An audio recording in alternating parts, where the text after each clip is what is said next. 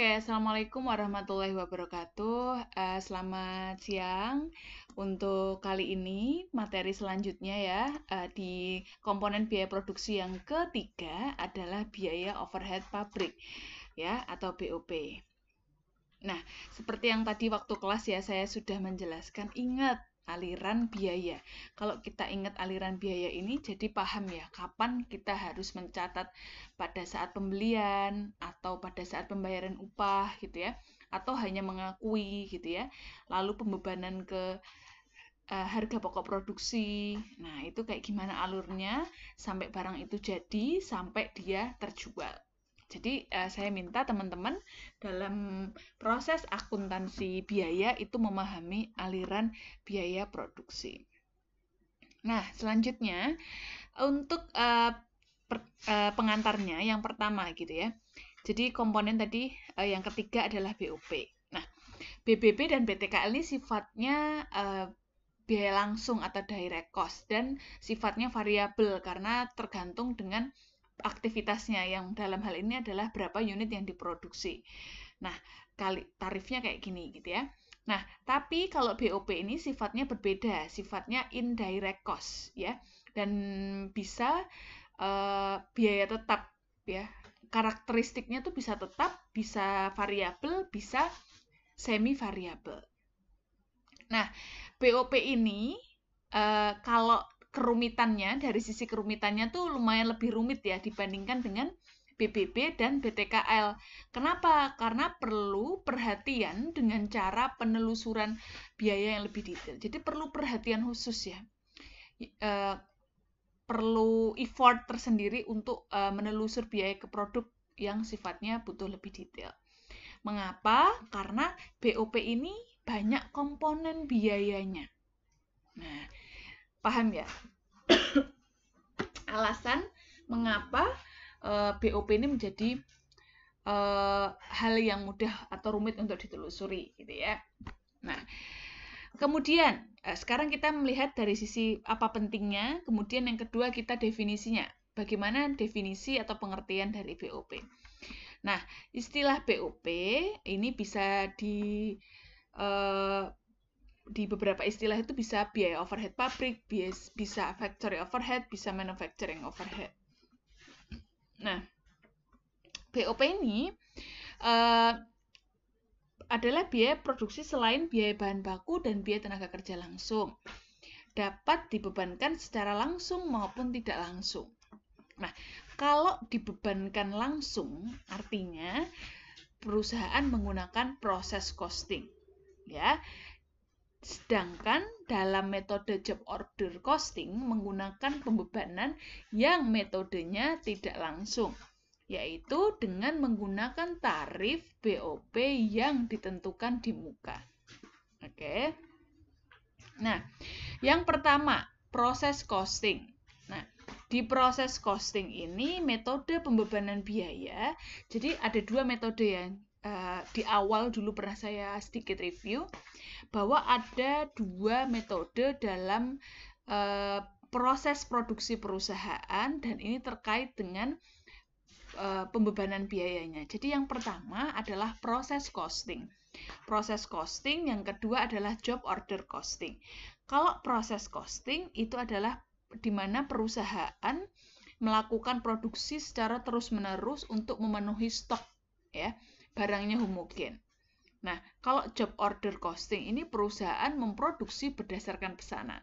Nah, ini terkait dengan metode costingnya, metode menentukan unit cost-nya. Gitu ya. Jadi kalau tadi saya ulangi, BOP dibebankan langsung kalau metodenya proses. Kalau job pakai tidak langsung. Nah, mengapa? Pertanyaannya kan, kalau job kok metodenya tidak langsung? Ya, karena alasannya adalah pesanan ini bisa selesai di tengah bulan atau tidak tepat di akhir periode. Nah, kalau di tengah-tengah bulan, perusahaan kan belum bisa ngitung berapa BOP yang dikeluarkan untuk menyelesaikan pesanan. Misalkan, biaya depresiasi baru dibebankan, dihitung di akhir periode. Kemudian, biaya listrik. ya, biaya karyawan tidak langsung, bahan pembantu, semua tahu real aktualnya ada di akhir periode, ya kan? Nah, job order tuh kan nggak selalu akhir periode. Masa kita bilang ke konsumen kayak gini, tunggu dulu ya, bos pokoknya bawa dulu nanti harganya nanti. Nah, hal kayak gitu kan impact-nya nggak baik bagi perusahaan, ya. Jadi bisa jadi karyawan nggak tahu kan, karena bisa dijual kembali gitu ya, bisa kan nggak tahu harganya sakjane kualiannya berapa. Nah, padahal yang namanya price itu harus selalu update gitu ya. Dan pada saat menyerahkan barang ya ini harganya selesai, kita bisa menghitung gitu. Maksud permasalahan menghitung harus butuh seminggu lagi gitu kan. Kan nggak kayak gitu. Nah, oleh karena itu, agar perusahaan bisa tetap menilai cost produk atau harga pokok produksi, maka perusahaan itu boleh menggunakan tarif BOP yang ditentukan di muka. Jadi, artinya dia pakai tarif perkiraan dulu, estimasi dulu, ya, untuk menentukan BOP yang dibebankan ke produk. Gitu ya. Jadi kalau pakai job, pakai tidak langsung, pakai tarif dulu. Jadi nggak nunggu sampai akhir dihitung dulu. Kalau proses gimana? Ya diakumulasi di akhir periode. Ya. Nah, tujuannya agar perusahaan tetap bisa menentukan harga jual yang tepat. Nggak nunggu di akhir periode. Tapi ada dampaknya kan kalau kita pakai estimasi. Nah, dampaknya apa? Dampaknya harus hati-hati dalam buat tarif BOP. Kenapa? Kalau nggak hati-hati, kamu bisa terlalu jauh dari aktual. Ya, kalau selisihnya terlalu jauh, akan berdampak pada laba perusahaan. Bisa jadi nanti labanya gimana? Bisa terlalu tinggi, bisa terlalu rendah, ya kan? Kayak gitu. Jadi artinya pakai tarif. Jadi kalau kita pada pesanan ini, oke, kita kasih harga karena kita udah tahu perkiraannya. Tapi dalam menentukan tarif itu tadi harus hati-hati, jangan jauh dari aktual. Kalau bisa mendekati aktual. Nah, ini tadi alasan pembebanan BOP secara tidak langsung ya. Jadi alasannya apa? Ini masalah job tadi ya. Ada 6 poin, nanti silahkan dilihat ya. Jadi ada beberapa alasan sampai akhirnya dia menggunakan tarif tersendiri gitu ya. Misalnya pakai kepraktisan gitu ya. Tapi itu tadi ya, kalau kita menggunakan di akuntansi, data keuangan itu sudah diwadahi pada sistem yang lebih baik ya. Sistem yang lebih komprehensif, data itu juga lebih update gitu ya. Oke, kemudian kita lanjutkan. Jadi tadi dikatakan bahwa komponennya BOP itu banyak katanya gitu ya. Jadi itu salah satu alasan yang menyebabkan BOP ini susah untuk ditelusur langsung. Nah, tapi pertanyaannya kan gini. Pertanyaannya ini apa aja sih yang termasuk dalam BOP ini gitu ya. Yang pertama adalah biaya bahan pembantu ya. Terus yang kedua BTKTL yang tadi habis kita bahas. Terus yang ketiga, keempat, dan kelima adalah yang pertama adalah tambahan gaji untuk TKL selain gaji pokok dengan tarif per jam kerja, tarif per unit hasil produksi kayak tadi premi ya. Premi itu masuknya ke BOP.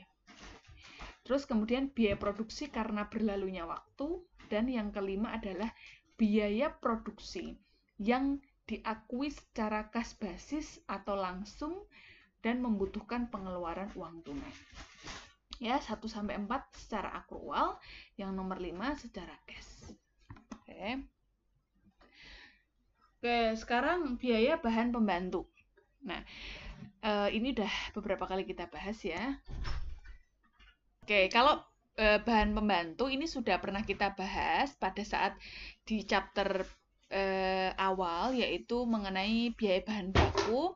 Secara konsep intinya sama, akuntansinya, hanya jenis barangnya berbeda. Jadi sekali lagi klasifikasi ini, pemahaman klasifikasi dan identifikasi itu jadi penting ya. Kemudian BTKTL, jadi tadi ya kita udah bahas mengenai BTKTL. Jadi pada intinya adalah upah yang dibayarkan kepada karyawan bagian produksi yang mempunyai pekerjaan atau fungsi yang tidak berhubungan langsung dengan proses produksi.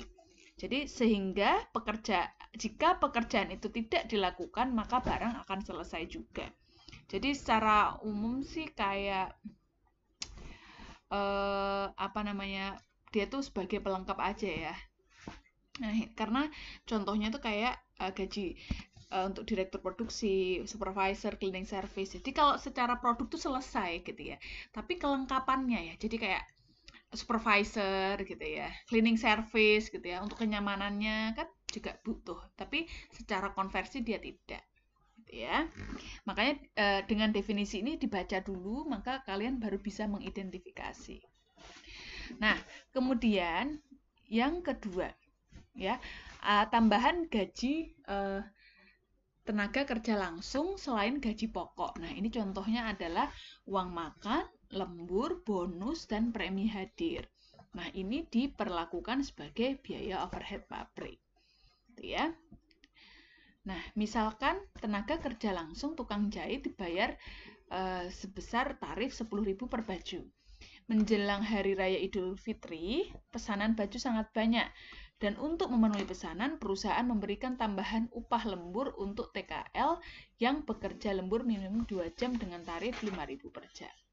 Jadi tambahannya dicatat sebagai BOP, yang nggak tambahan jadi BTKL. Iya. Terus biaya produksi karena berlalunya waktu. Apa toh berlalunya waktu ini? Yang pertama, biaya produksi karena berlalunya waktu ini misalkan adalah depresiasi mesin jahit dengan metode garis lurus, premi asuransi kebakaran, sewa mesin, depresiasi bangunan. Seperti yang udah pernah kita bahas ya. Kayak berlalunya waktu tuh gini. Kita mau pakai atau enggak, kalau sudah berlalu waktunya, harus diakui pembebanannya. Kayak contohnya kos aja ya. Kamu bayar 6 juta setahun. Masa pandemi ini kamu nggak nempatin 6 bulan misalkan. Tapi kan karena sudah berlalunya, kebijakan dari kos itu tetap diakui gitu loh. Jadi kamu nyatet sebagai biaya kos, kreditnya adalah beban dibayar di muka. Jadi mau nggak mau, make nggak make gitu kan, sebenarnya itu merasakan manfaat kan, tapi lebih dari itu namanya dikelompokkan pada berlalunya waktu. Jadi kalau udah berlalu waktunya, kita perlu sesuaikan gitu ya. Mau sewa mesin, sewa bangunan, premi asuransi, ini semua kayak gitu. Nah, biaya depresiasi mesin jahit ini dapat dibebankan tidak langsung ke setiap unit barang jadi dalam sistem job order. Artinya, kalau pakai sistem job order bisa pembebanan tidak langsung pakai tarif ya. Ini untuk yang BOP tadi. Nah, kalau kas basis tuh kayak gimana sih? Contohnya adalah pengeluaran-pengeluaran kas tunai. Misalkan beli peralatan produksi yang nilainya kecil, ya, jarum, gunting, pelumas mesin, kapur, biaya listrik, dan gas untuk setrika misalkan. Oke, itu yang untuk kas basis. Jadi intinya pengeluaran sama beban, tapi dikategorikan ke BOP. Ya, jadi ada yang secara kas basis dan ada yang secara akrual, yaitu berlalunya waktu. Nah, kemudian yang pertama adalah akuntansi untuk bahan pembantu. Jamu. Oke. Jadi untuk bahan pembantu, akuntansinya adalah yang pertama. Jadi kalau tadi kita baru bahas penjelasannya, identifikasinya, sekarang kita udah bahas ke akuntansinya. Oke, yang pertama. transaksi bahan pembantu yang sering terjadi itu ya paling pembelian, pemakaian ya. Yang jarang tuh retur pembelian dan retur pemakaian. Tapi ya mungkin terjadi.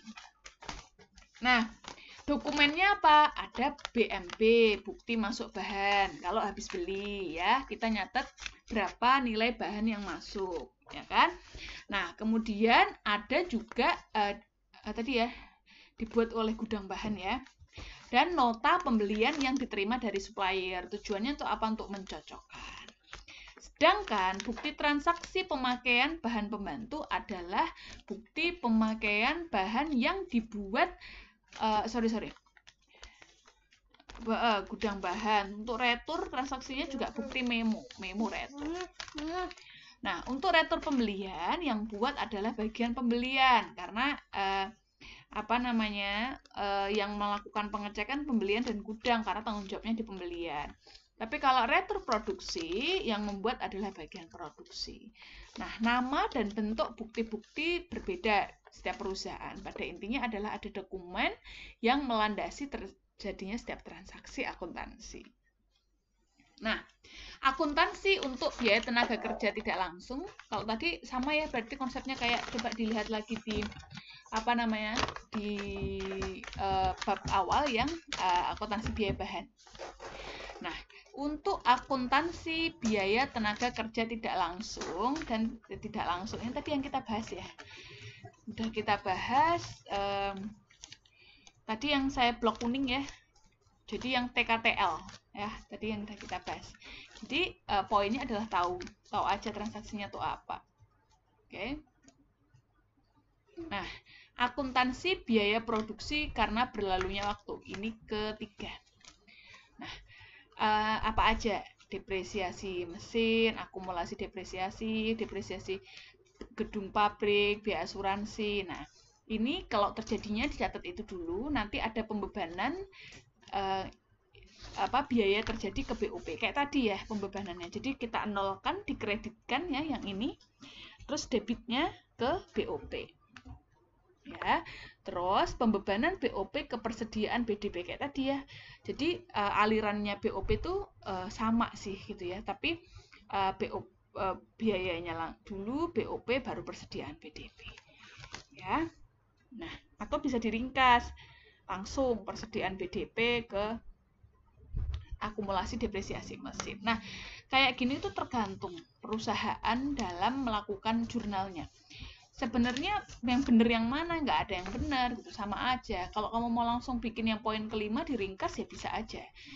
Jadi ada juga yang langsung nulis BOP pada akumulasi depresiasi mesin gitu ya. Jadi tergantung transaksinya, perusahaan menggunakan yang mana. Nah, kalau ini sama peralatan produksi, tapi tadi yang harusnya perlengkapan ya, yang kayak gunting gitu-gitu yang habis pakai ya, itu boleh diakui sebagai BOP gitu ya. Nah, lanjut. Jadi biaya listrik yang terjadi di pabrik, biaya pelumas, biaya gas ini sama juga nanti pembebanannya ke BOP, terus kreditnya biaya-biaya tadi. Jadi sama langkahnya. Oke. Ini di tanggal terjadinya, yang ini di penyesuaian. Nah, yang cash basis atau kalau mau diringkas kayak gini langsung ya, tapi untuk pemahaman pakai yang awal dulu ya. Nah, contohnya rekap BOP. Jadi karena BOP itu banyak banget, jadi misalkan rekapnya tuh gini, bahan pembantu A, B, C, D, E ini semuanya kan, BTK, TL, nah ini semuanya. Oke, tambahan gaji TKL, nah ini. Jadi rekapnya kan, jadi total BOP sekian. Oke. Nah, sekarang latihan soalnya adalah ternyata habis satu sesi. Nah, kita tetap berarti selesai ini, nanti besok kita lihat minggu depan pemantapan resum dari materi awal sampai akhir gitu ya, atau lihat ada BOP yang sesi 2. Nah, ini BOP tanggal 3 Maret sampai sekian, dibuat jurnalnya, buat jurnal penyesuaian dan hitung besarnya BOP bulan Maret. Oke, dihitung dulu. Nah, silahkan dicatat dulu, dibuat dulu jurnalnya, ditulis tangan seperti biasa, terus di-scan. Nah, deadline-nya bisa dilihat di Spada gitu ya. Semoga bisa dipahami. Silahkan kalau ada pertanyaan. Terima kasih. Wassalamualaikum warahmatullahi wabarakatuh.